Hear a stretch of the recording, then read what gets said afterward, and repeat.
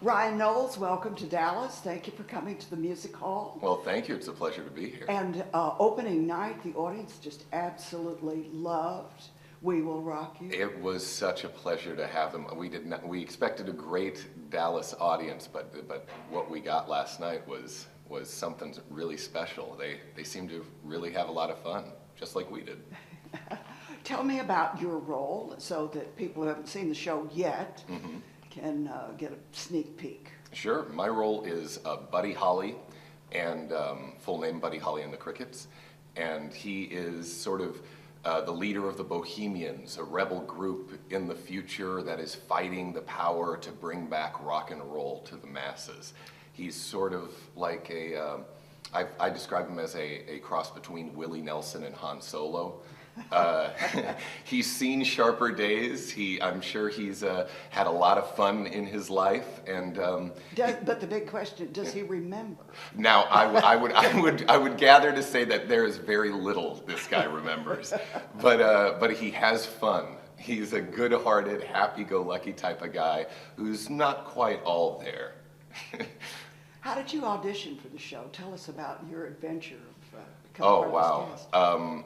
Well, the first audition actually was, I could say, the worst I've ever done in an audition in my life, because I forgot that it was that day. I thought it was the following day, and hence I had to race to the audition and was not my best, but thankfully they brought me back later in the week, and in one of the subsequent callbacks, Brian May and Roger Taylor of Queen and our director and writer Ben Elton were there, and it was an absolute dream to be able to sing a Queen song to Queen themselves.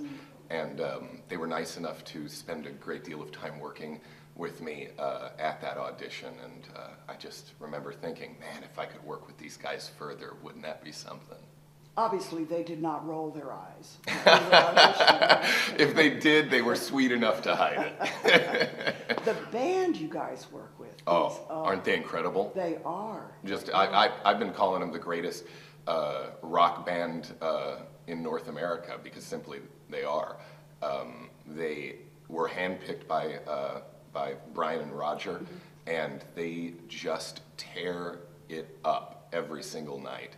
They get quite an ovation every night. The audience exploded when they came out, and it's well deserved because Queen music is not the easiest music to play, and they do an incredible job. Do they have a score to work from, or do they have to listen to recordings? They've got a full score to work from. I know that all the different musicians have their different ways to approach it, but I imagine rock music, speaking as a non-musician, I imagine rock music is probably different than, say, playing South Pacific. I imagine you can probably feel it a lot more and let your rock spirit guide you through the song. But yeah, it's a full score, and they do an incredible job. I felt that they were so supportive of everyone on stage. Oh, most certainly. But they're like on the second story, in the mezzanine. They're above us. How do you follow what's going, or do they follow you? How does that work? Well, we have monitors in the audience that show us our conductor, so we can follow any cues that we need him for. And the band, sometimes they're hidden from audience view, sometimes they're viewable, and they get a sort of similar view that we get of the audience, so they can gauge the energy of the room as well. But pretty much it's two ships wonderfully coasting along aside each other, sometimes in the dark. But we haven't had one crash yet. All right, well, that's good to know. Tell us a little bit about you, where you're from, and how, once upon a time. Yeah, I'm originally from Orange County, California, Really? La Habra, California. I now live in New York and have for over a decade, and I wanted to be an actor all my life, and specifically stage. Did the whole typical thing of community theaters, school shows. I was heavily into speech and debate all through school because aside from performing, I like to argue. And then I moved to New York right after college and Started. And Where'd you go to school, college? I went to California Institute of the Arts for a short while, and then I went to University of Laverne to get, as my parents would say, a real degree in English and speech communications. So if you need something to fall back on. So to speak, yeah. But no, I've actually always I've been a teacher since I was 18. I still teach from time to time, either whether it be workshops at different schools across the country. I love working with kids, and especially working on drama and speech performance, because it takes me back to when I was learning the very same things, and you get to see a light bulb go off, and it sort of brightens your day as well as theirs.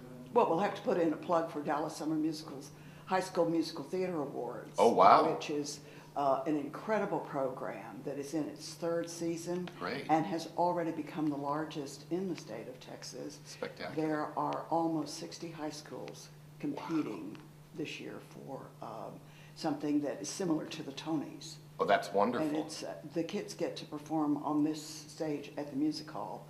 Oh, which that's is great. really a great privilege for them to be in a house this big. Oh, I bet. When does that happen? April 30th. Oh, wonderful. So Too bad we're not going to be here for I it. know. Well, you can't be here because the stage Oh, is... that's true. That's true. So it has to be sandwiched in between all of the other activities that go on. Do you have any siblings who also I do. I have. sing Oh, and dance? And, strangely enough, performing the arts doesn't really run in my family.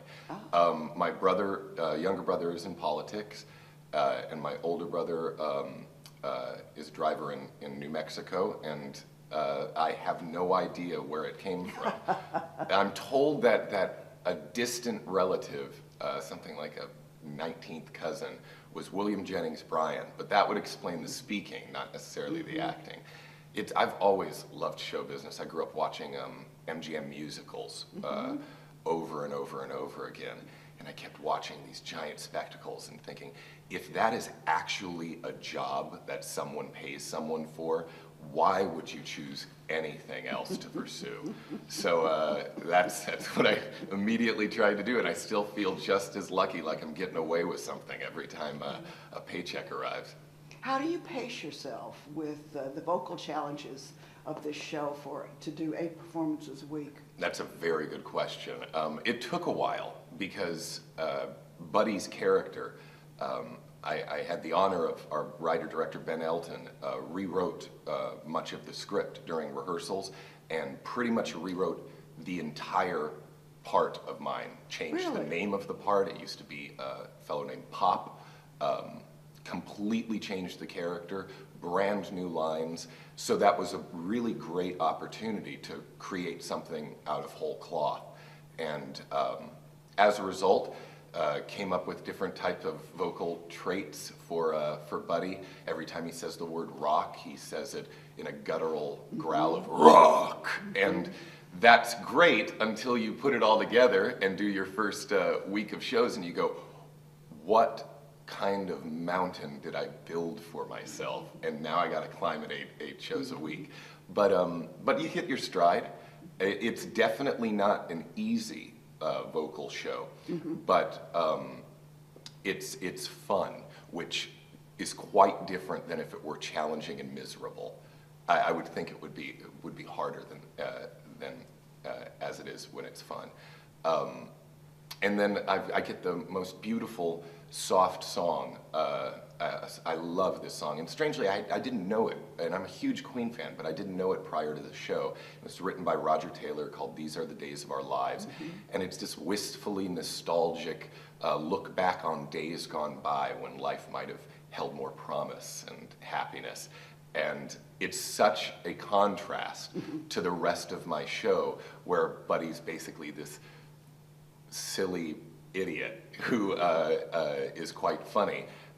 For him to have a quiet moment where he calms down and seriously reflects on something is a wonderful gift as an actor. And it also gets to do a little bit more soft voice at that point. So I've been coping pretty well, knock wood, you know. Still have 6 more months to go, but the last 6 months have been great.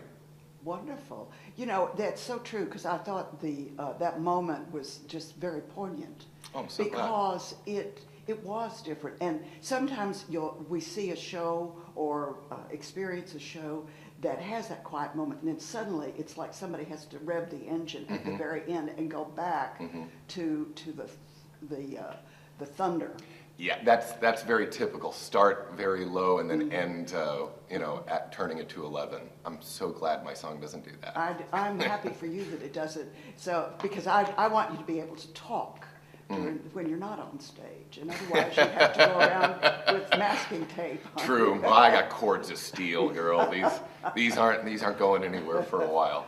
Well, we're so happy that you're here. Thank the cast for all of us for being so generous. I will. That's sweet of you to say. Being concerned beyond the show and Broadway Cares and photographs and all that, and you're taking time to visit with us today. Thank It's you my so much. pleasure. Thank you. You're welcome.